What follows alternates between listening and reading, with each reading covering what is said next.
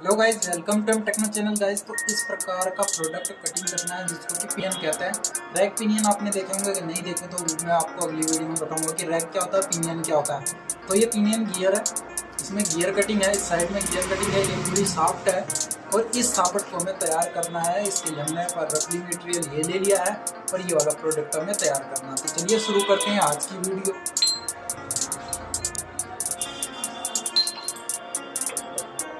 सबसे पहले से हम फोल्डर चक में पकड़ लेते हैं इस प्रकार से।